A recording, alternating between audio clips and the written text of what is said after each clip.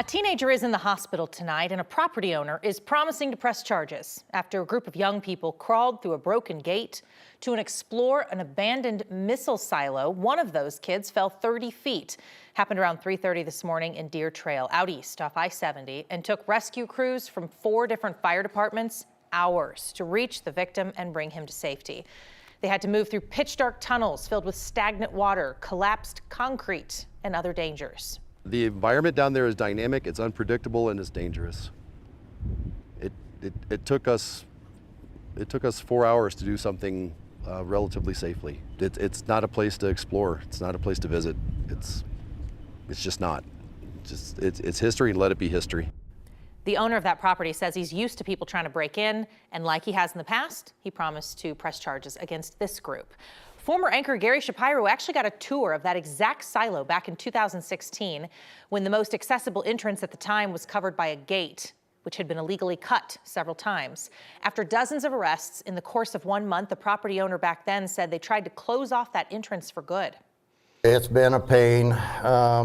We have people coming in here because of the liability that's involved in this thing, and keeping people out, and it's a pester to the people that live here close by. So we're going to seal it up and to where nobody can get into it. He told us today he did seal that up after this story aired. Gary's full story from 2016 still lives on our website. You can find that at 9news.com. Let's take a live look outside at the Denver skyline tonight. We saw a lot of gusty winds early today, and that's going to continue overnight and into tomorrow. So it's going to be a busy day tomorrow, Lauren, and some fire danger for some folks. That's right. We will see that fire danger contained to the south, but it will stay very windy all across the state. And that kind of means different things for different people depending on where you are. We'll get to that in just a moment. First, let's go ahead and talk about those temperatures today. We jumped all the way into the 70s this afternoon. We saw a high of 76 degrees at DIA, which is about 10 degrees above our seasonal high for this time of year. Most of the Front Range and Eastern Plains saw 70s. We had some 80s to the south. We also saw 50s, 60s, 70s up in the high country, 60s and 70s this afternoon across the western slope. Temperatures are still pretty mild for 10 o'clock in the evening. We're in the 60s across most of the eastern half of the state. Just a little cooler up in Fort Collins, 59 degrees there right now.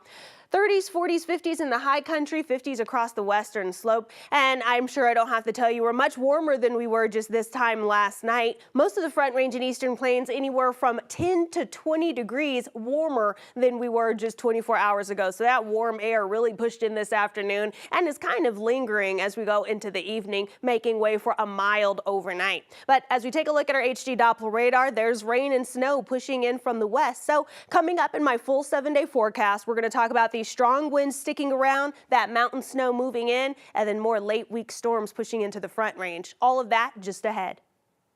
Lauren, thank you. The eastbound lanes of Highway 36 are back open tonight after a 4-car crash closed part of that early this afternoon. You're looking at video from about 5 o'clock today with big backups. According to CSP, 2 people went to the hospital, but nobody had serious injuries. Aurora police are investigating a shooting after somebody opened fire in a shopping center parking lot this afternoon. Happened around 3:40 in the parking lot of the Aurora City Place shopping mall, just east of 225, near a Target and an AT&T store. Police call this a targeted attack, but they say the shooter fired shots into the car of an uninvolved bystander. That bystander had minor injuries. Not clear if he was shot or just injured from broken glass, but again, minor. Nobody else got hurt, and police are still looking for their suspect. There are some boards covering windows on the 23rd and the 25th floor of a building in downtown Denver tonight. Police said somebody shot out a few windows this weekend. Happened near 15th Street. At first, Denver police thought this could be wind-related, but then later clarified there were shots fired. Nobody got hurt. And then California, between 15th and 17th, was closed off for a while today as crews cleaned up the scattered glass. Aurora police are investigating a deadly stabbing overnight. This one happened around 1:45 in the morning near the 2200 block of Geneva Street. That's just north of Montview. When officers showed up, they say they found a man standing over a woman on the ground. He took off. They're still looking for him, and the victim later died at the hospital. It's unclear if these two knew each other, but if you have any information, please call Aurora police.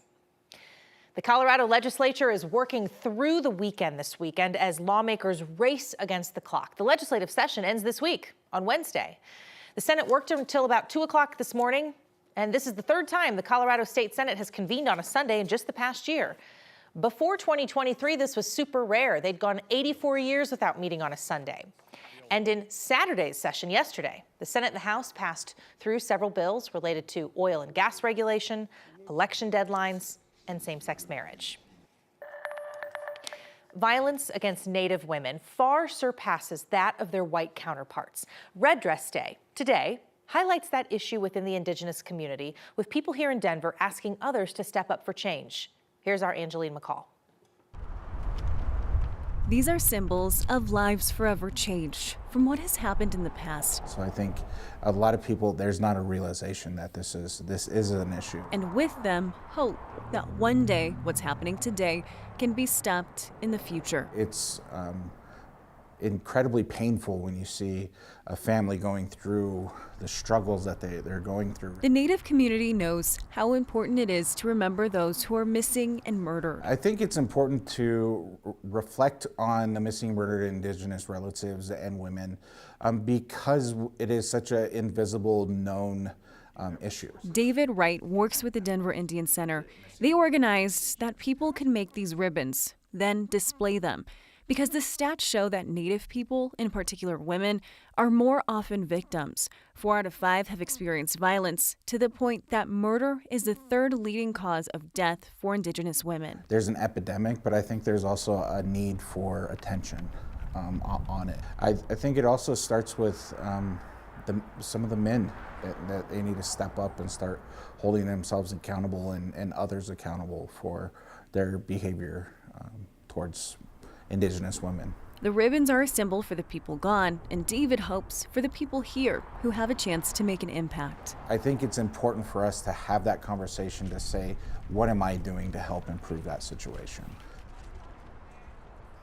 Red Dress Day began 14 years ago. It got its name because people began putting out red dresses on hangers as a symbol that, because of the women that were missing or killed, that there was no one there to wear them.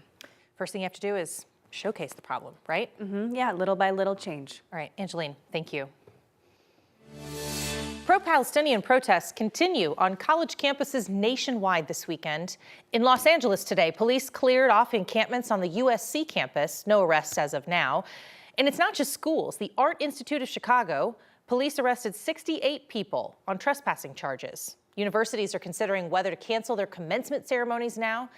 In Ann Arbor yesterday, nearly 75 protesters interrupted the beginning of commencement at the University of Michigan. And USC already canceled its main graduation ceremony. After canceling classes last week, UCLA now plans to return to their regular operations tomorrow.